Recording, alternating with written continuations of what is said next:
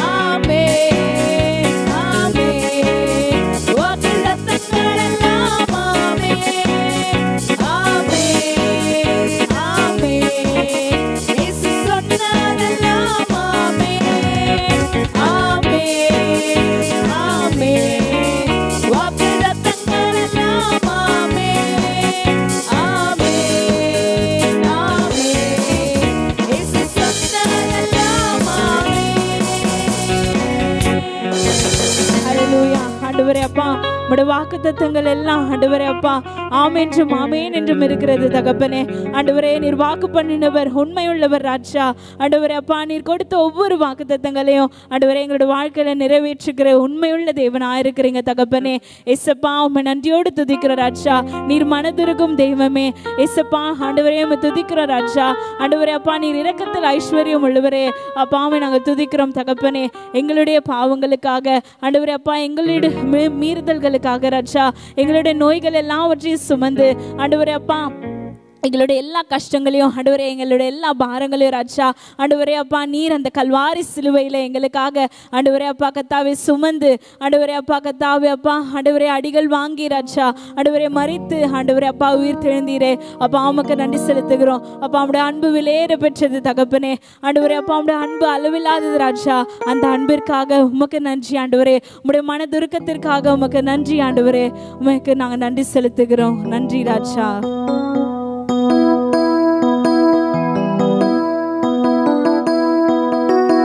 மனதுருகும் தெய்வமே இயேசுயா, மனதார துதிப்பேன் ஸ்தோத்திரிப்பேன்.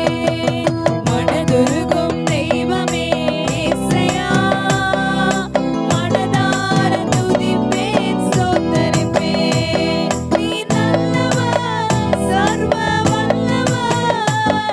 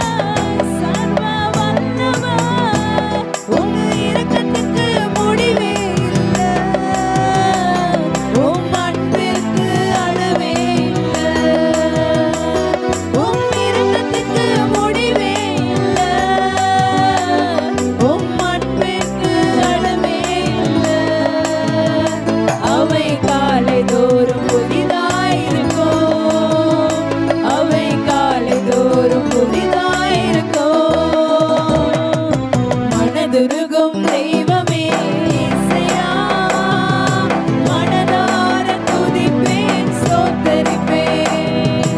மனதுருகும் தெய்வமே இயேசையா, மனதார துதிப்பேன் ஸ்தோத்தரிப்பேன். தேடி வந்த மனிதர்களின் தேவைகளை அறிந்தவர், தினம் தினம் அற்புதம் செய்தீர். தேடி வந்த மனிதர்களின் தேவைகளை அறிந்தவர், தினம் தினம் அற்புதம் செய்தீர். ஐயா தினம் தினம் அற்புதம் செய்தீர். ஐயா தினம் தினம் அற்புதம் செய்தீர். நீ நல்லவர், சர்வ வல்லவர். நீ நல்லவர், சர்வ வல்லவர். உம் இரக்கத்திற்கு முடிவே இல்லை, உம் அன்பிற்கு அளவே இல்லை. உம் இரக்கத்திற்கு முடிவே இல்லை, உம் அன்பிற்கு அளவே இல்லை. அவை காலைதோறும் புதிதாயிருக்கும், அவை காலைதோறும் புதிதாயிருக்கும். மனதுருகும் தெய்வமே இயேசையா, மனதார துதிப்பேன் ஸ்தோத்தரிப்பேன். மனதுருகும் தெய்வமே இயேசையா, மனதார துதிப்பேன் ஸ்தோத்தரிப்பேன். ஹல்லேலூயா. ஆண்டவரே நாள் துதிக்கிறோம், ஸ்தோத்தரிக்கிறோம் அப்பா. ஆண்டவரே எங்கள் மேலே ஏசப்பா மனதுருகிறவராய், ஆண்டவரே எங்கள் மேலே ஏசப்பா ஆண்டவரே இரக்கமுள்ளவராய், ஆண்டவரே நாள் வரைக்கும் ஆண்டவரே எங்களை வழிநடத்தி வந்தீரே. உம்முடைய கிருபைக்காய் உமக்கு நன்றி ராஜா. என்னாலும் ஸ்தோத்தரிப்போம், உம்முடைய அன்பை எண்ணி நாங்கள் பாடுவோம். ஆண்டவரே இந்த ஆராதனை முழுவதுமாக ஆண்டவரே உங்க பிரசன்னத்திற்காய் உமக்கு நன்றி ராஜா. ஆண்டவரே எங்களை தேடி வந்து எங்களை மீட்டுக்கொண்ட தேவனே உமக்கு நன்றி செலுத்துகிறோம். உம்மை ஆராதிக்க எங்களை ஏசப்பா ஆண்டவரே தகுதியே இல்லாத எங்களை தகுதிப்படுத்தி ஏசப்பா நீர் உம்முடைய ரத்தத்தினால எங்களை தகுதிப்படுத்தி நிறுத்தி இருக்கிறீரே, உமக்கு நன்றி செலுத்துகிறோம். ஆண்டவரே இந்த ஆராதனை உம்முடைய கரத்தில் தருகிறோம் இயேசுவே. ஆண்டவரே மீதியுள்ள நேரத்தையும் கரத்தில் தருகிறோம், நீர் பொறுப்பெடுத்துக் கொள்ளுங்க, நீங்க வழி நடத்துங்க. இயேசுவின் நாமத்தில் ஜெபிக்கிறோம் நல்ல பிதாவே, ஆமென். ஹல்லேலூயா. கர்த்தருடைய நாமம் மகிமைப்படுவதாக. இந்த காணொளியை காண்கிற அனைவரையும் கர்த்தர் ஆசீர்வதிப்பாராக. நாம் தேவ செய்திக்குள்ளாய் கடந்து போவோம். அன்புள்ள இயேசுவே, நீர் எங்களோடு கூட பேசும்படியாய் தாழ்மையுடன் கேட்டுக்கொள்கிறோம் எங்கள் நல்ல பிதாவே, ஆமென். இன்று செய்தியின் தலைப்பு சோர்ந்து போகாது இருங்கள். அல்லேலூயா. நாம் அநேக காரியங்களை குறித்து நாம் சோர்ந்து போகிறோம். நாம் தேவனுடைய சாயலில் படைக்கப்பட்டிருந்தோம், தேவனுடைய பிள்ளைகளாய் இருந்தோம், அவர் நாமத்தை நாம் விசுவாசித்து இருந்தோம். நாம் அவருடைய பிள்ளைகள் என்று சொல்லி நாம் சொன்னாலும் நம்ம வாழ்க்கையில அனுபவ ரீதியிலே போகும்போது நாம் சோர்ந்து போகிறவர்களாய் இருக்கிறோம். ஏசாயா புஸ்தகத்திலே 40வது அதிகாரத்திலே 29வது வசனத்திலே நாம் வாசிக்கிறோம், சோர்ந்து போகிறவனுக்கு அவர் பலன் கொடுத்து சத்துவம் இல்லாதவனுக்கு சத்துவத்தை பெருக பண்ணுகிறவர். சோர்ந்து போகும்போது அவர் நமக்கு நிச்சயமா பலன் கொடுப்பார். அல்லேலூயா. நம்ம வாழ்க்கையில அநேக காரியங்கள், அநேக பிரச்சனைகள், அநேக எதிர்மறையான சூழ்நிலைகள் நாம் சந்திக்கும் பொழுது நாம் சோர்ந்து போய் விடுகிறவர்களாய் இருக்கிறோம். ஆனால் சோர்ந்து போகிறவருக்கு பலன் கொடுக்கிற தேவன் நம்மோடு கூட இருக்கிறார். அவர் உன் சோர்வை நீக்கி உனக்கு பலன் கொடுக்கிறவர், உன்னை உற்சாகப்படுத்துகிற தேவனாய் இருக்கிறார். ஆகையினாலே நமக்கு அவர் சொல்லுகிற காரியம் என்ன என்றால், மகனே மகளே நீங்கள் சோர்ந்து போகாதிருங்கள் என்று சொல்லுகிறார். ஏசாயா 40வது அதிகாரம் 28வது வசனத்திலே நாம் வாசிக்கிறோம், பூமியின் கடையாந்தரங்களை சிருஷ்டித்த கர்த்தராகிய அநாதி தேவன் சோர்ந்து போவதும் இல்லை, இளைப்படுவதும் இல்லை. நம்முடைய தேவன் சோர்ந்து போகிறவரும் அல்ல, இளைப்படுவரும் அல்ல. அவருடைய பிள்ளைகளாகிய நாமும் கூட சோர்ந்து போகக்கூடாது என்று அவர் விரும்புகிறார். எந்தெந்த சூழ்நிலையில நாம் சோர்ந்து போகிறோம் தெரியுங்களா? முதலாவது காரியம், நாம் தொடர்ந்து செபித்து கொண்டிருக்கிறோம், நம் ஜெபத்துக்கு பதில் வராத போது நாம் சோர்ந்து போய் விடுகிறவர்களா இருக்கிறோம். நாம் லூக்கா 18வது அதிகாரத்திலே ஒரு காரியத்தை நாம் வாசிக்கிறோம். ஒரு ஸ்திரீயானவள், அவள் தன் நியாயாதிபதியினிடத்திலே தன் காரியத்தை கொண்டு போகிறாள், தொடர்ந்து போகிறாள். ஆனால் அந்த நியாயாதிபதியோ தேவனுக்கு பயப்படாதவனும் மனுஷனை மதியாதவனுமாய் இருந்தான். அவனால் இவன் தொடர்ந்து இவள் போகிறபடினாலே இவள் என்னை அலட்டாதபடிக்கு இவளுடைய காரியத்திலே நான் சரியான ஒரு தீர்ப்பை கொடுப்பேன் என்று தன் மனதிலே அவன் சொல்லுகிறான். ஒரு அநீதியான ஒரு நியாயாதிபதியை இப்படி செய்ய நினைக்கும் பொழுது நம்முடைய தேவன் நம்முடைய ஜெபத்தை கேட்டு நமக்கு பதில் கொடுக்காது இருப்பாரா? கொஞ்சம் யோசித்து பாருங்க. ஏற்ற காலத்தில் தேவன் நம்முடைய ஜெபத்துக்கு பதில் கொடுப்பார்.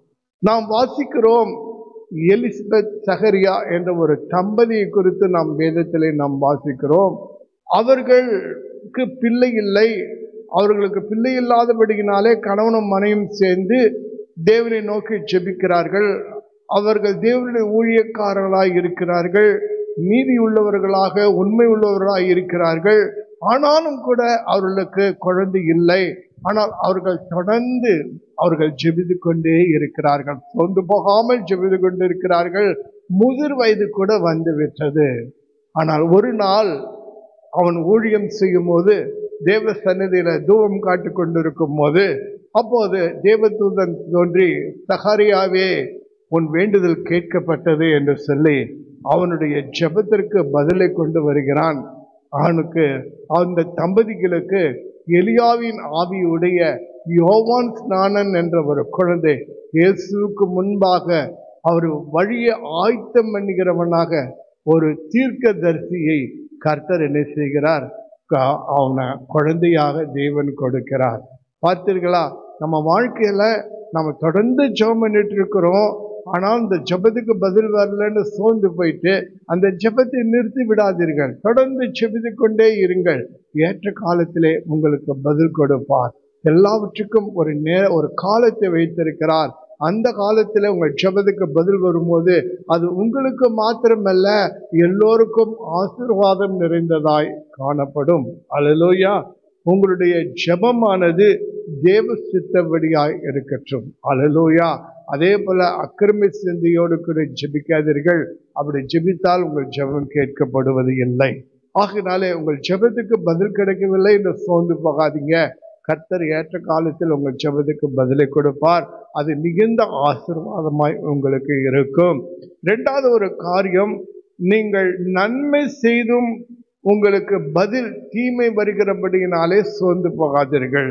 நீங்கள் நன்மை செய்கிறீர்கள், ஆனால் உங்களுக்கு பிரதிபலிப்போ தீமையாய் இருக்கிறது. ஆனாலும் கூட கர்த்தர் உங்களுக்காக மாபெரும் ஆசீர்வாதத்தை வைத்திருக்கிறார். இந்த உலகத்திலே நீங்கள் நன்மை செய்யும் போது இந்த உலகம் உங்களுக்கு தீமையை தான் செய்யுமே ஒழிய நன்மையை அளிக்குமா என்று நாம் சொல்வது அரிது. ஆனால் கர்த்தரோ உங்களுக்கு உங்கள் தீமையை நன்மையாய் மாற்றி கொடுப்பார். அல்லேலூயா. கலாத்தியர் 6வது அதிகாரத்திலே 9வது வசனத்திலே நாம் வாசிக்கிறோம், நன்மை செய்கிறதிலே சோர்ந்து போகாமல் இருப்போமாக, நாம் தளர்ந்து போகாதிருந்தால் ஏற்ற காலத்திலே அறுப்போம். நன்மை செய்து கொண்டே இருக்கிறோம், ஆனால் அதற்கு பதில் நமக்கு தீமை தான் வருகிறது. ஆகினால் நான் நன்மை செய்ய மாட்டேன் என்று சொல்லி நீங்கள் நிறுத்திவிட வேண்டாம், சோர்ந்து போக வேண்டாம். நீங்கள் நன்மைகளை செய்வதிலே தொடர்ந்து செய்து கொண்டே இருங்கள். கர்த்தர் நிச்சயமாய் உங்களுடைய நீங்கள் செய்த நன்மைக்கு அவர் பதில் கொடுப்பார். அது ஆசீர்வாதமாய் இருக்கும்.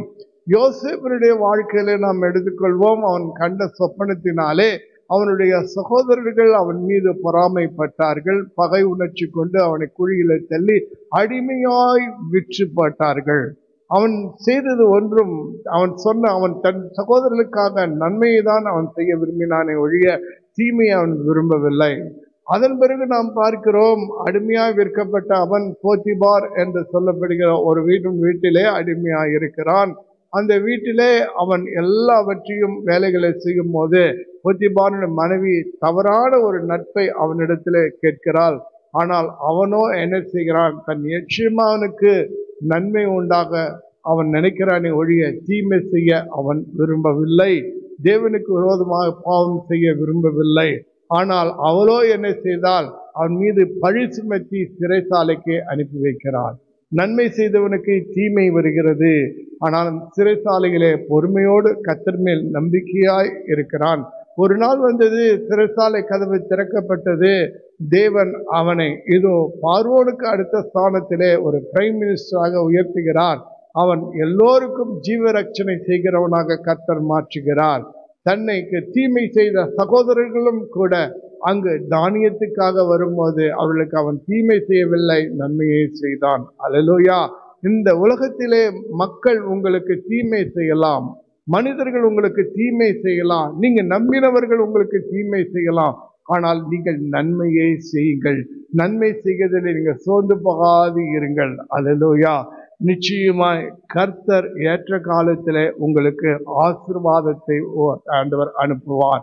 அது எல்லோருக்கும் ஆசீர்வாதமாய் இருக்கும். இதனாலே கர்த்தருடைய நாமம் மகிமைப்படும். நம் தேவன் தீமையை நன்மையாய் மாற்றி கொடுப்பார். ஆகினால் நன்மை செய்வதில் நீங்கள் சோர்ந்து போகாதிருங்கள்.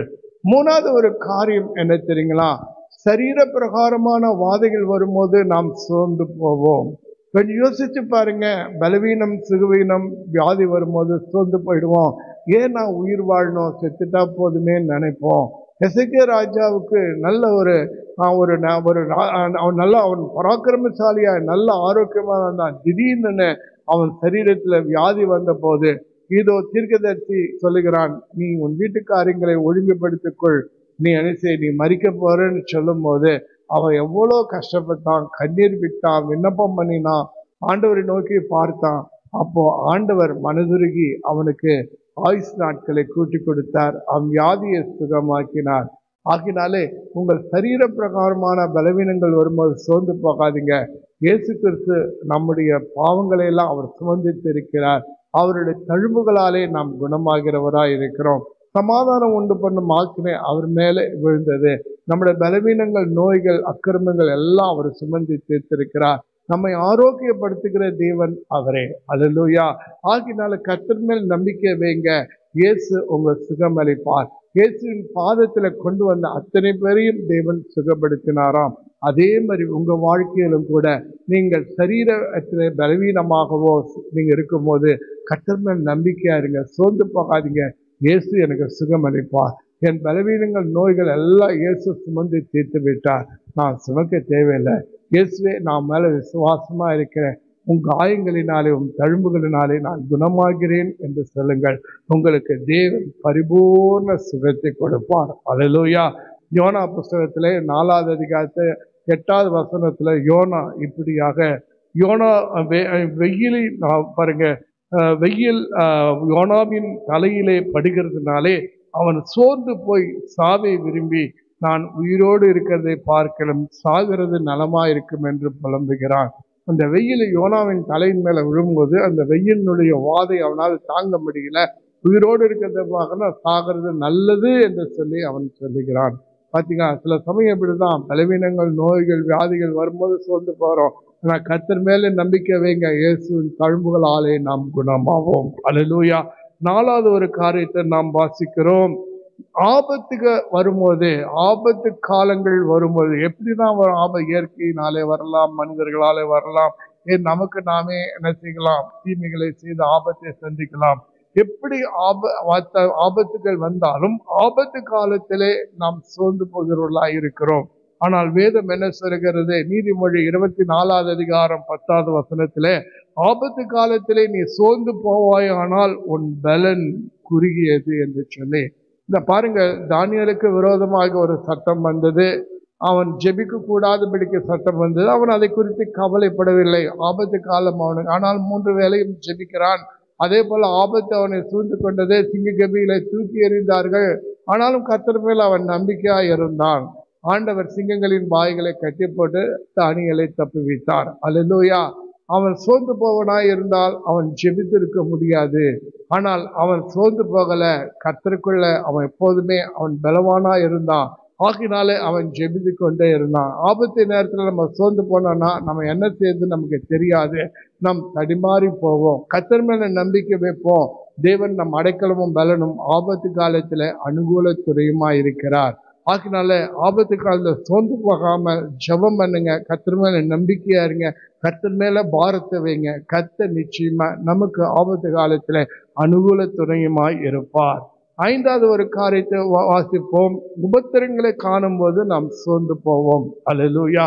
எபேசியர் 3வது அதிகாரம் 13வது வசனத்திலே வாசிக்கிறோம். ஆகையால் உங்கள் நிமித்தம் நான் அனுபவிக்கிற உபத்திரங்களினாலே நீங்கள் சோர்ந்து போகாதிருக்க வேண்டிக் கொள்கிறேன். அவைகள் உங்களுக்கு மகிமையாய் இருக்கிறது. கர்த்தருடைய நாம் மகிமைப்படுவதாக.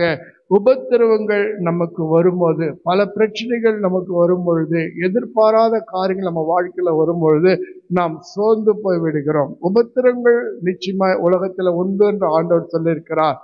உலகத்திலே உபத்திரவங்கள் உண்டு, ஆனாலும் நாம் உலகத்தை ஜெயித்தேன் என்று சொல்லியிருக்கிறார். அநேக உபத்திரங்கள் நாம் சந்திக்க நேரிடும், ஆனாலும் கூட கர்த்தர் மேல் நம்பிக்கையாய் விசுவாசமாய் இருப்போம். இயேசுவை நாம் உறுதியாய் பற்றிக்கொள்வோம். சோர்ந்து போகிறவருக்கு பலன் கொடுக்கிறவர். உபத்திரங்கள் வரும்போது சோர்வு வருவது நிச்சயமே, ஆனாலும் கூட ஆண்டவரை நோக்கி பார்ப்போம், அவர் நமக்கு பலன் கொடுப்பார். அல்லேலூயா. தாவீது சொல்லுகிறான், நான் உபத்திரப்பட்டது நல்லது, அதனாலே உன் பிரமாணங்களை நான் கற்றுக்கொண்டேன் என்று சொல்லி. ஆகினாலே சில கணவன் நிமித்தம் உபத்திரங்கள் வரலாம், பிள்ளை நிமித்த உபத்திரங்கள் வரலாம், வேலையிலே உபத்திரங்கள் வரலாம், அல்லது தாங்கள் வாழும் ஸ்தலத்திலே உபத்திரங்கள் வாழலாம், தாங்கள் வசிக்கும் நாட்டிலே அவர்களுக்கு உபத்திரங்கள் வரலாம். ஆனாலும் கூட நாம் கர்த்தரை நோக்கி பார்ப்போம். உபத்திரவங்களை கர்த்தர் நமக்கு ஜெயமாக மாற்றி கொடுப்பார். அல்லேலூயா. நாம் 6வது ஒரு காரியம் பார்ப்போம். நாம் எதிர்பார்க்கும் ஒரு ஆசீர்வாதம் நமக்கு கிடைக்காத போது நாம் சோர்ந்து போவோம். அல்லேலூயா. கர்த்தர் எந்த நேரத்திலே எந்த காலத்திலே அதை செய்ய விரும்புகிறாரோ அப்போதுதான் அவர் நமக்கு நம் தேவன் நம்மை ஆசீர்வதிக்கிற தேவன். அல்லேலூயா. ஆண்டவர் என்ன சொல்றாரு? நாம் வாசிக்கிறோம் இல்லையா ஏசாயா புத்தகத்துல, உங்கள் நினைவுகள் என்னுடைய நினைவுகளும் அல்ல, உங்கள் வழிகளும் என்னுடைய வழிகளும் அல்ல. உங்கள் நினைவுகளை விட உங்கள் வழிகளை விட என் நினைவுகளும் வழிகளும் உயர்ந்ததாய் இருக்கிறது என்று சொல்லி, நீங்கள் எதிர்பார்க்கிறதை விட அதிகமாய் தேவன் ஆசீர்வதிக்கிறவர். ஆகையினாலே நீங்கள் சோர்ந்து போகாதீங்க. நீங்கள் எதிர்பார்ப்பது ஒன்றா இருக்கலாம், கர்த்தர் அதை விட பெஸ்டா கொடுக்க அவர் நினைத்திருப்பார். அதுதான் அவருடைய நினைவாய் இருக்கிறது. ஆகையினாலே உங்களுக்கு எதிர்பார்த்த காரியம் உங்களுக்கு கிடைக்காத போது, உங்களை எதிர்பார்த்த ஆசீர்வாதம் வராத போது நீங்க சோர்ந்து போகாதீங்க. கர்த்தர் உங்களுக்கு பெஸ்ட் கொடுக்க விரும்புகிறார் என்று அர்த்தமாகும். 7வது ஒரு காரியத்தை நாம் வாசிக்கிறோம். நெடுநாளாய் காத்திருப்பதினாலே நாம் என்ன செய்ய சோர்ந்து போயிருப்போம். பாருங்க, சகரியாவை குறித்து நாம் வாசிக்கிறோம். எலிசபெத்தை குறித்து குழந்தைக்காக நெடுநாளாய் காத்திருக்கிறாங்க, ஆனா அவங்களுக்கு குழந்தை பார்க்க சோர்ந்து போய் இருக்கிறாங்க. சோர்ந்து போகுது. நம்ம எதிர்பார்த்த காரியங்கள் சில சமயம் நமக்கு கிடைக்காத போது நாம் சோர்ந்து போவோம். ஆனாலும் கூட கர்த்தர் நாம் எதிர்பார்த்த காரியத்தை கொடுப்பார். நீங்கள் எதிர்பார்த்திருக்கும் முடிவுகளை உங்களுக்கு கொடுக்கும்படியா உங்கள் பேரில் நினைத்திருக்கிற நினைவுகளை அறிவேன், அவைகள் தீமைக்கல்ல சமாதானத்துக்கு ஏதுவானவைகளே. நீதிமொழி 13வது அதிகாரம் 12வது வசனம் வாசிக்கிறோம். நெடுங்காலமாய் காத்திருத்தல் இருதயத்தை இளைக்க பண்ணும், விரும்பினது வரும்போதோ ஜீவ விருட்சம் போல இருக்கும். அல்லேலூயா. 8வது ஒரு காரியம் வாசிக்கிறோம். நாம் சாட்சி அடையும் போது நாம் சோர்ந்து போகிறோம். எசேயா புஸ்தகம் 58வது அதிகாரத்தில் 8வது வசனத்தில் வாசிக்கிறோம். அப்பொழுது விடியற்கால வெளிப்பை போல உன் வெளிச்சம் எழும்பி உன் சுக வாழ்வு சீக்கிரமாய் துளிர்த்து உன் நீதி உனக்கு முன்னால் செல்லும், கர்த்தருடைய மகிமை உன்னை பின்னாலே காக்கும். அல்லேலூயா. நாம் வாசிக்கிறோம் ரூத்தினுடைய வாழ்க்கை தாட்சியடைந்த ஒரு வாழ்க்கை. கணவனை இழந்தால், அனாதையா மாறினால், அவருடைய எதிர்காலமே இருள் சூழ்ந்ததா இருந்தது. ஆனால் அவள் தன்னை மாமியார் நகமியோடு கூட ஆண்டவரை பற்றி கொண்டு இஸ்ரவேலின் தேவனை தன் அடைக்கலமாய் கொண்டு நம்பிக்கையோடு வந்தபோது ஆண்டவர் தாமே அவளுக்கு ஒரு புதிய வாழ்க்கையை ஏற்படுத்தி கொடுத்தார். அந்த சந்ததியில தான் இயேசு கிறிஸ்துவும் கூட பிறந்தார் என்பதை நாம் வாசிக்கிறோம். அல்லேலூயா. யோசேப்பை கூட எடுத்துக்கொள்ளுங்க. அவன் நல்ல செல்ல பிள்ளையாய் ஆகோபுக்கு அவன் குடும்பத்திற்கு இருந்தான். ஆனாலும் சகோதரர்களால் வஞ்சிக்கப்பட்ட போது அவன் அடிமையாய் போனான், சிறை கைதியாய் போனான், சாட்சி அடைந்தான். ஆனாலும் கூட கர்த்தர் அவனை ஒரு நாள் அந்த தேசத்துக்கே பிரைம் மினிஸ்டராக கொண்டு வந்தார். இப்படியாக அநேக காரியங்களை நான் உங்களுக்கு முன்பாக கொண்டு வர முடியும். நீங்கள் சிறுமைப்படும் போதோ அல்லது சாட்சி அடையும் போதோ நீங்கள் கலங்கி போகாதீங்க, சோர்ந்து போகாதீங்க. கர்த்தர் உங்களை உயர்த்துகிற தேவனாய் இருக்கிறார். அவமானங்கள், நிந்தைகள் நீங்கள் ஒதுக்கப்படும் பொழுது அப்போதெல்லாம் நீங்க என்ன செய்வீங்க? நிச்சயமாய் நீங்க சிறுமைப்பட்டு போவீங்க, சாட்சி. லேயாளை பாருங்க. லேயாளை விட அவன் என்ன செஞ்சான்? அவன் அவன் யாக்கோபு ராகேலை தான் அதிகமாய் அவன் நேசித்தான். அப்போ யாகேலுக்கு எப்படி லேயாளுக்கு எப்படிப்பட்ட ஒரு வாழ்க்கையா இருக்குன்னு பாருங்க. அவளுக்குள்ள எவ்வளவு அவமானமா இருந்திருக்கும். அவன் தகப்பனும் கூட வஞ்சித்து இவளை என்ன செஞ்சான், யாக்கோபுக்கு மனைவியாய் கொடுத்தான். ஆனாலும் கூட எல்லாவற்றையும் பொறுத்து கொண்டு கர்த்தரை துதித்து ஸ்தோத்திரித்து நம்பிக்கையா இருந்தால் ஆக கர்த்தர் அவளை உயர்த்தினார், பிள்ளை பாக்கியத்தை கொடுத்து ஆசீர்வதித்தார். 9வது ஒரு காரியம் நாம் வாசிக்கிறோம். பலர் நம்மை நெருக்கும் போது, வேலை ஸ்தலத்திலோ அல்லது வேற ஏதாவது ஒரு காரியத்தினால் நாம் நெருக்கப்படும் பொழுது நாம் சோர்ந்து போகிறோம். மனிதர்கள் நம்மை தூற்றும் பொழுது, மனிதர்கள் நம்மை அவமானப்படுத்தும் போது, மனிதர்கள் நமக்கு தீமை செய்யும் பொழுது நாம் சோர்ந்து போகிறவர்களாய் இருக்கிறோம். ஏசாயா 25வது அதிகாரத்திலே 4வது வசனத்திலே வாசிக்கிறோம், கொடூரமானவர்கள் தீரல் மதிலை மோதியடிக்கிற பெருவெள்ளத்தை போல் இருக்கையில் நீ ஏழைக்கு பலனும் நெருக்கப்படுகிற எளியவனுக்கு திடனும் பெருவெள்ளத்துக்கு தப்பும் அடைக்கலமும் வெயிலுக்கு ஒதுங்கும் நிழலுமானி. யோசபாத் ராஜா ஒரு கொஞ்சம் ஜனமுடையவன், அவன் சேனைகளும் கொஞ்சம்தான்.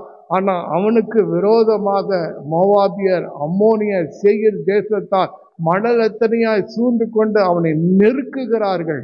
அப்போது யோசபாத் கர்த்தரை தேடுகிறான், கர்த்தரை துதிக்கிறான், கர்த்தரை ஸ்தோத்திரிக்கிறான். கர்த்தர் அவனுக்காக யுத்தம் பண்ணினார். கத்தியின்றி ரத்தமின்றி அன்று யோசபாத்துக்கு ஜெயத்தை கர்த்தர் கொடுத்தான். ஆகினாலே நீ நெருக்கப்படும் நேரத்திலே உன் சூழ்நிலைகள் எல்லாம் உனக்கு எதிராக இருக்கும் போது நீ பயப்படாதே, சோர்ந்து போகாதே, கர்த்தர் மேல் நம்பிக்கையா இரு. கர்த்தர் உனக்காக யுத்தம் செய்வார், அவர் உனக்கு ஜெயம் கொடுப்பார். 10வது ஒரு காரியத்தை நாம் வாசிக்கிறோம், கர்த்தர் நம்மை கடிந்து கொள்ளும் போது சோர்ந்து போகாது இருங்கள். அல்லேலூயா. நீதிமொழி 33வது அதிகாரத்திலே 11வது வசனத்திலே நாம் வாசிக்கிறோம், என் மகனே நீ கர்த்தருடைய சிட்சையை அற்பமாக எண்ணாதே, அவர் கடிந்து கொள்ளும் போது சோர்ந்து போகாதே. அல்லேலூயா. தகப்பன் தான் நேசிக்கிற பிள்ளையை சிட்சிக்கிறது போல கர்த்தர் எவரிடத்திலே அவர் நேசிக்கிறாரோ அவர்களை சிட்சிக்கிறவராய் இருக்கிறார். நம்மிடத்தில் தேவன் அன்பு கூறுகிறபடினாலே நாம் தவறு செய்யும் போது நம்மை சிட்சிக்கிறார். அவர் சிட்சிக்கும் போது சோர்ந்து போகாதிருப்போம். நாம் மனம் திரும்பி அவருக்கு பிரியமான ஒரு வாழ்க்கை நாம் வாழ்வோம். அல்லேலூயா.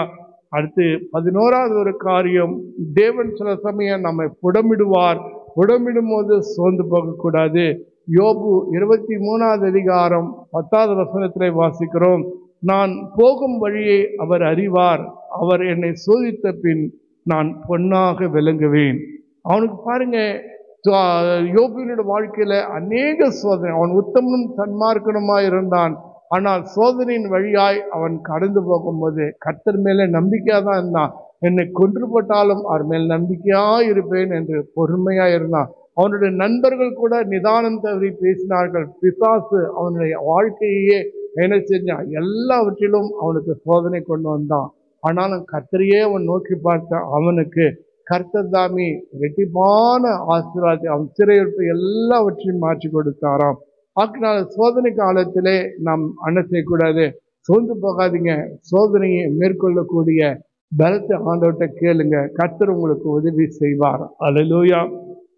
12வது ஒரு காரியம் நாம் வாசிக்கிறோம், திடீர் என்று பாவத்துக்கு நாம் சில சமயம் இடம் கொடுத்து விட்டாலும் சோர்ந்து போக வேண்டாம். நீங்க நல்ல தேவனுக்கு பிரியமா இது வரைக்கும் வாழ்ந்திருக்கலாம், பரிசுத்தமா நீதிமானா வாழ்ந்திருக்கலாம், உண்மையா இருந்திருக்கலாம். திடீர்னு ஏதோ ஒரு காரியத்துல நீங்க என்ன செஞ்சீங்க, பாவம் செஞ்சுட்டீங்க. ஐயோ நான் பாவம் செஞ்சுட்டேனே, தேவன் என்னை வெறுத்து விடுவாரோ, என்னை தூரம் தள்ளி விடுவாரோ, என்னை மன்னிக்க மாட்டாரோ, ஐயோ நான் இப்படி செஞ்சுட்டேனேன்னு சொல்லி மனம் வருந்தாதீங்க. ஆனால் மனம் திரும்புங்க, கர்த்தர் உங்களுக்கு கிருபையை தருவார். அல்லேலூயா. மீண்டும் அந்த பாவத்தில் விழாதபடிக்கு கர்த்தர் உங்களுக்கு உதவி செய்வார். ஆகினாலே இயேசு உங்களுக்கு எப்போதுமே பரிந்து பேசுகிறவராய் இருக்கிறார். பிதாவிடத்தில் பரிந்து பேசுகிறவராய் இருக்கிறார். தாவீது தன்னுடைய வாழ்க்கையில பாவம் செய்தான், பத்சேபாவை உரியாவின் மனைவியை அபகரித்தான். ஆனால் தான் உணர்த்தப்பட்ட போது ஆண்டவரிடத்துல கண்ணீரோடு ஜெபம் பண்ணான். கர்த்தர் அவனுடைய பாவத்தை மன்னித்தார். ஆகினாலே நாம் ஜெபத்துக்கு பதில் வராத போது நீங்கள் சோர்ந்து போகாதீங்க. நிச்சயமா உங்க ஜெபத்துக்கு ஏற்ற காலத்துல பதில் வரும். நன்மை செய்தும் பதிலுக்கு தீமை வருவதனால நீங்க சோர்ந்து போகாதீங்க. ஆண்டவர் உங்கள் தீமையை நன்மையாய் மாற்றி ஆசீர்வதிப்பார். அதுக்கப்புறம் சரீர பிரகாரமான வாதைகள் வரும்போது, வியாதி நோய்கள் வரும், பயப்படாதீங்க. கர்த்தர் மேல் நம்பிக்கையா இருங்க. நல்ல சுகத்தை ஆரோக்கியத்தை கொடுத்து உங்களை ஆசீர்வதிப்பார். ஆபத்து காலத்துல நீங்கள் சோர்ந்து போகாதீங்க. கர்த்தர் மேல் நம்பிக்கை வைங்க, ஜெபம் பண்ணுங்க. ஆபத்து காலத்தில் அவர் உங்களுக்கு அனுகூல துணையா இருந்து உங்களை காப்பார். அப்புறம் உபத்திரங்கள் வரும்பொழுது நீங்கள் பயப்படாதீங்க. கர்த்தர் உபத்திரங்கள் மத்தியிலும் உங்களுக்கு உதவி செய்ய வல்லவராய் இருக்கிறார். நீங்கள் எதிர்பார்க்கும் ஆசீர்வாதம் கிடைக்காத போது சோர்ந்து போகாதீங்க. அதை விட பெஸ்டா ஆண்டவர் கொடுத்து உங்களுக்கு ஆசீர்வதிப்பார். நெடுநாள் காத்திருக்கும் போது சோர்ந்து போக வேண்டியது, ஆனால் நிச்சயமா நீங்க விரும்பினது உங்களுக்கு வரும். கர்த்தர் கொடுத்து ஆசீர்வதிப்பார். நீங்க சிறுமைப்படும் நேரத்திலே, காட்சியடையும் நேரத்திலே நீங்க சோர்ந்து போகாதீங்க. கர்த்தர் நிச்சயமாய் அந்த சிறுமையிலிருந்தும் அந்த காட்சியின் நேரத்திலிருந்தும் உங்களோடு கூட இருந்து உங்களை உயர்த்தும்படியாய் கர்த்தர் ஆசீர்வதிப்பார். பலர் உங்கள் நெருக்கப்படும் போது நீங்கள் பயப்படாது. உங்களுக்காக கர்த்தர் யுத்தம் செய்து உங்களுக்கு ஜெயம் கொடுப்பார். கர்த்தர் கடிந்து கொள்ளும் போது நீங்கள் சோர்ந்து போகாதீங்க. ஏன்னா கர்த்தர் உங்களை நேசிக்கிறபடியினாலே உங்களை சரியான பாதையிலே கொண்டு செல்கிறவனால் உன்னை சிச்சிக்கிறவராய் இருக்கிறார். அப்புறம் நீங்கள் புடமிடும் போது, ஏன்னா வெள்ளி புடமிடுவது பொன் புடமிடுவது போல உங்களை சுத்த பொன்னாக மாற்றும்படியாய் உங்கள் விசுவாசத்தை தேவன் சோதிக்கும் பொழுது நீங்க அந்த நேரத்துல சோர்ந்து போகாதீங்க. தைரியமா இருங்க. கர்த்தரை நோக்கி பாருங்க. நீங்க விலையேற பெற்றவர்களாக நீங்க மாறுவீங்க. பாவம் செய்த பிறகு நீங்க சோர்ந்து போகாதீங்க. பாவம் மன்னிப்பு அருகிற தேவனை பாருங்க, மனு திரும்புங்க. கர்த்தர் உங்களுக்காய் பரிந்து பேசுகிறவராய் இருக்கிறார்.